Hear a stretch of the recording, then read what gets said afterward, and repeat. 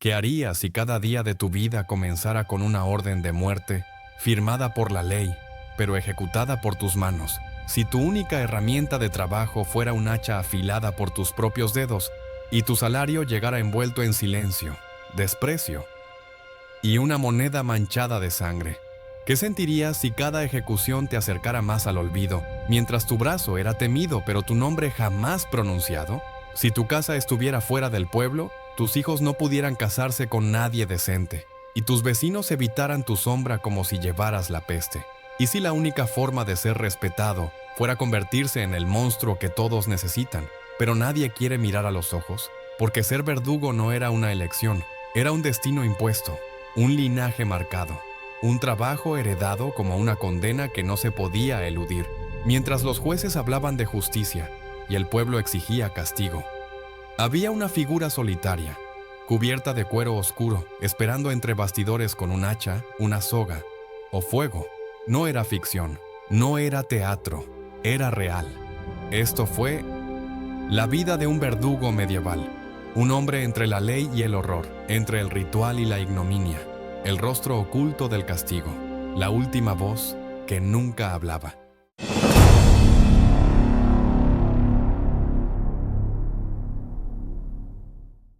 En la Europa medieval, la justicia no era un asunto privado, era espectáculo, advertencia y símbolo de poder. Las plazas principales no solo olían a pan recién horneado o a estiércol de caballo, también a sangre seca y a humo de carne quemada.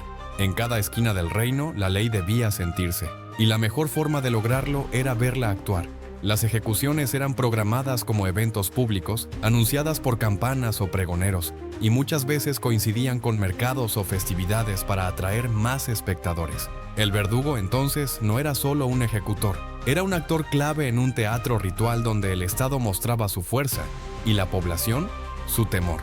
Cada reino, incluso cada ciudad importante, contaba con su verdugo oficial. No era un empleo elegido con vocación. En la mayoría de los casos era una condena heredada. Muchos verdugos provenían de linajes marcados por un crimen antiguo. El castigo impuesto no fue la horca, sino una vida entera de aislamiento, a cambio de ejercer el castigo para otros. Otros simplemente aceptaban el puesto por desesperación, exsoldados mutilados, deudores irredimibles o parias sin posibilidad de otro ingreso. El oficio era pagado, sí, pero el precio social era altísimo. Vivían fuera de las murallas o en los barrios más marginales, en casas señaladas, literalmente con marcas en la puerta. No podían entrar a iglesias, ni sentarse en la mesa de una persona respetable, ni casarse libremente fuera de su casta. Aún así, su presencia era imprescindible. Sin verdugo, no había castigo. Y sin castigo, la ley era papel mojado. En tiempos de paz, cuando no había ejecuciones, muchos verdugos se dedicaban a otras funciones igual de estigmatizadas. Limpiaban letrinas, recogían cadáveres de pestilencia, sacaban cuerpos de pozos contaminados, o incluso tasaban y controlaban los burdeles legales, porque lo repulsivo, lo impuro, lo que nadie quería tocar, recaía sobre ellos. Y sin embargo, el verdugo era también símbolo de orden. Los nobles lo contrataban para ejecuciones privadas, los jueces lo saludaban al amanecer del castigo, y en algunas ciudades, su presencia era tan temida que bastaba ver su capa negra para silenciar una multitud.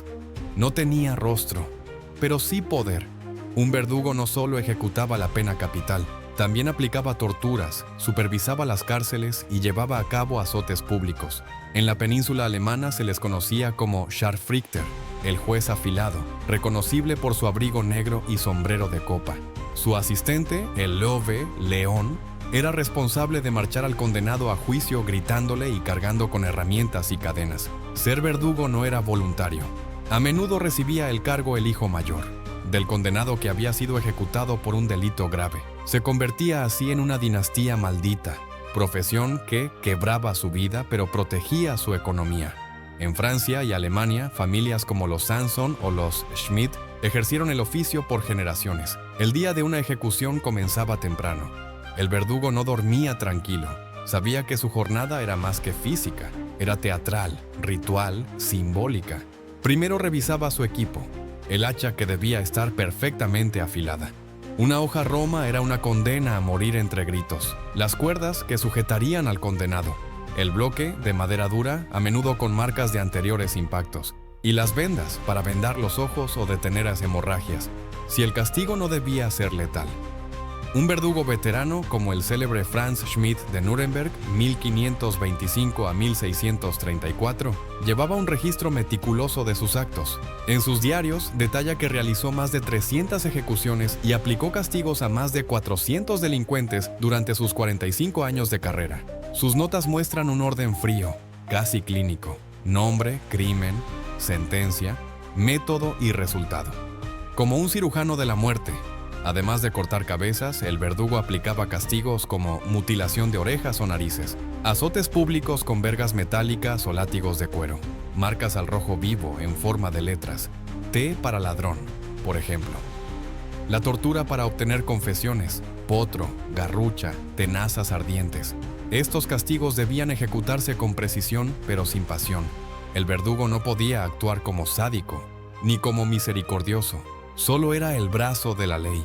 La ejecución era un espectáculo. Miles de personas asistían, las madres con niños sobre los hombros, los vendedores ambulantes, los clérigos que oraban. Era pedagogía a punta de acero. El verdugo debía calcular el golpe. Un solo tajo, limpio, era una señal de honor, o al menos de competencia.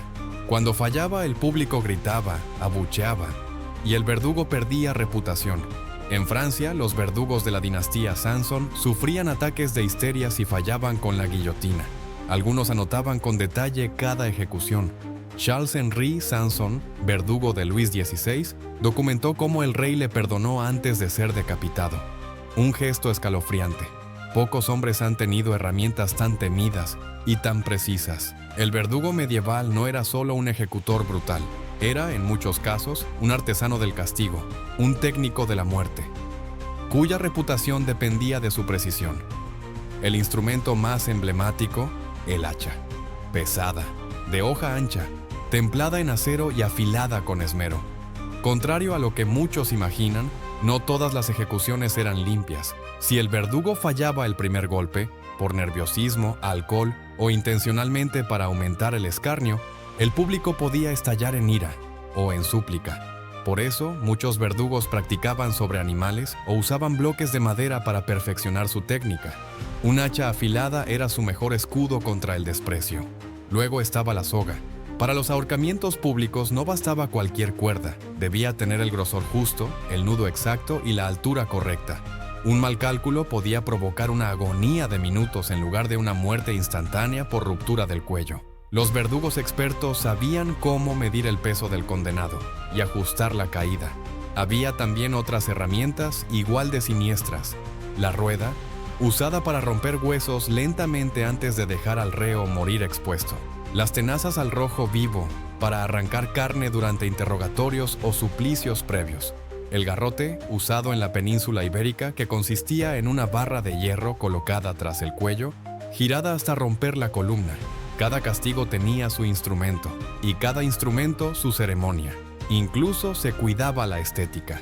En ocasiones, las herramientas eran pulidas, cubiertas con paños, o exhibidas en carrozas antes de una ejecución, para aumentar el miedo colectivo. Pero no todo era metal. El verdugo también usaba aceites, vendas, piedras de afilar, tablas para atar extremidades y hasta perfumes, para soportar el hedor de cuerpos abiertos o podridos. Era un oficio que mezclaba ritual, fuerza y cálculo meticuloso. No todos los días eran de muerte, pero cuando llegaba la hora, todo el pueblo lo sabía.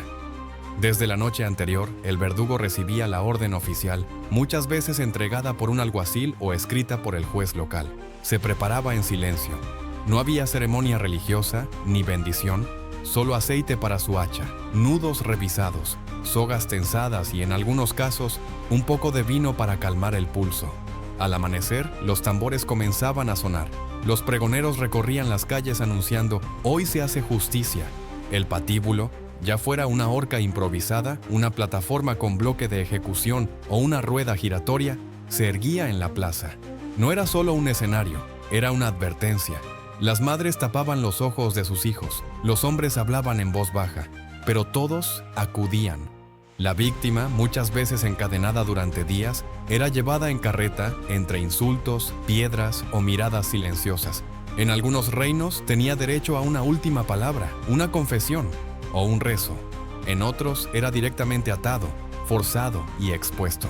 El verdugo aparecía cubierto con una capa negra o roja, según la región.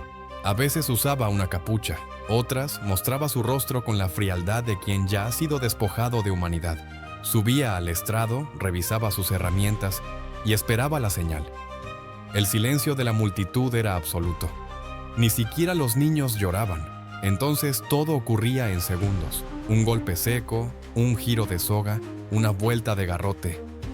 Y el castigo se consumaba, pero la escena no terminaba ahí. El cuerpo, decapitado, colgando o quebrado, quedaba expuesto durante horas o días. En algunas regiones, la cabeza se clavaba en picas a la entrada de la ciudad. En otras, los miembros eran enviados como advertencia a pueblos cercanos. La sangre era lavada con cubos de agua, la paja del suelo cambiada. Y el verdugo regresaba a casa, con el rostro impasible y las manos aún temblando. Ese día cobraba su paga, unas pocas monedas, a veces con bonificaciones por rapidez o dificultad, pero el pago real era otro, el aislamiento social, la repulsión y con el tiempo la culpa. Porque aunque el verdugo cumplía una orden, nadie podía olvidar que al final del día era su mano la que empuñaba el filo de la ley.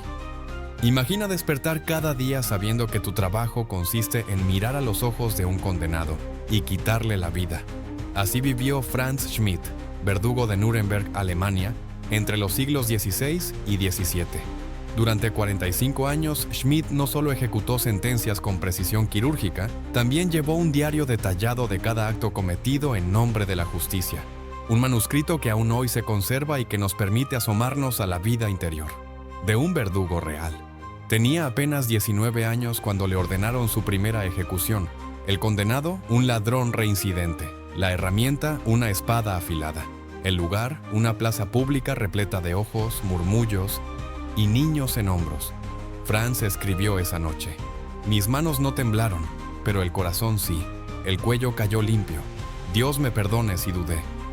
Y así empezó una carrera que sumaría 394 ejecuciones y más de 1000 castigos corporales.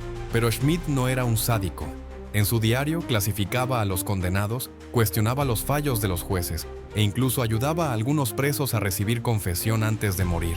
Rezaba por ellos, los consolaba. Contó el caso de una mujer acusada de infanticidio.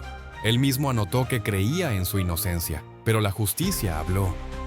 Y su hacha obedeció. La maté, pero mis noches ya no fueron las mismas. En una paradoja única, Franz Schmidt también era curandero. Atendía a pobres, aplicaba ungüentos, recetaba tisanas y ayudaba a parteras, mientras por las mañanas cortaba cuellos, por las tardes curaba heridas. Su fama como sanador creció tanto que, al retirarse, pidió al emperador un perdón oficial para limpiar su nombre y vivir como ciudadano común. El permiso fue concedido. Murió viejo, respetado, y con las manos marcadas por la cuerda, el hierro y la misericordia. Franz Schmidt fue más que un ejecutor. Fue padre, esposo, médico y sombra. Su diario no solo cuenta muertes, cuenta dudas, sueños, tormentos. Y nos deja una lección que aún hoy resuena. No todos los monstruos llevan capucha, y no todos los verdugos son crueles. Algunos solo intentaron sobrevivir a su época, cumpliendo una sentencia que no escribieron ellos. Una vez terminado su trabajo, el verdugo no era aplaudido, era evitado. La gente cruzaba la calle para no tocar su sombra. Los niños eran advertidos: si no te portas bien, el verdugo vendrá por ti. Vivían fuera de las murallas, en los márgenes físicos y simbólicos de la ciudad. No podían comer en las mismas mesas que los ciudadanos. No podían casarse con gente decente sin pedir una dispensa especial. Incluso sus hijos heredaban ese estigma. Muchos solo podían casarse con los hijos de otros verdugos o prostitutas. El apellido se convertía en una cadena más pesada que el hacha. En lugares como Alemania había barrios enteros donde vivían únicamente familias de verdugos y carniceros. La frontera entre uno y otro oficio era difusa. Paradójicamente, el verdugo conocía el cuerpo humano mejor que nadie. Era experto en cortar, pero también en curar. Muchos actuaban como curanderos de bajo costo. Vendaban heridas con eficacia. Aplicaban pomadas contra el dolor. ajustaban huesos dislocados, sabían de sangrías, ventosas, cataplasmas. Iban donde nadie más iba, a tratar llagas purulentas, amputar miembros gangrenados, aplicar sanguijuelas en bubones. Y la gente les pagaba. A escondidas, con vergüenza, pero con urgencia. Esta doble vida, verdugo por la mañana, médico por la tarde, alimentaba la paradoja. Eran rechazados, pero necesarios. El cargo de verdugo se heredaba como un privilegio o una condena. Muchos padres enseñaban a sus hijos el arte del golpe limpio, el afilado perfecto, la calma ante el horror. Otros intentaban que su linaje escapara de la maldición, aunque rara vez lo lograban. En algunas ciudades, ser verdugo garantizaba una paga estable, casa e incluso privilegios, pero también aseguraba soledad, sospecha y silencio perpetuo. En los siglos XVII y XVIII, las ejecuciones comenzaron a cambiar. La ciencia, la mecánica y la ilustración alteraron incluso la forma de matar. En Francia, la revolución trajo consigo la guillotina, un artefacto rápido, preciso, supuestamente más humano. Su diseño fue aprobado por el propio doctor. Guillotin, un médico que creía que todos, incluso los condenados, debían morir con dignidad. Irónicamente, él no fue ejecutado, pero su invento lo fue por miles. Con la guillotina, el verdugo dejó de ser un artista del golpe perfecto. Ahora solo debía accionar una palanca. El ritual se volvió mecánico. El rostro del ejecutor se volvió invisible.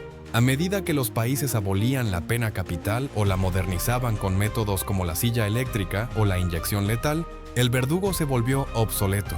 En Alemania, Johann Reinhardt, uno de los más famosos verdugos del siglo XX, ejecutó a más de 3.000 personas entre 1924 y 1946, incluyendo a criminales nazis y también a opositores del régimen. Después de la guerra, fue encarcelado, liberado y murió solo, repudiado por todos. En Francia, Marcel Chevalier, el último verdugo oficial, se retiró en 1976. Vivió hasta 2008, nunca dio entrevistas.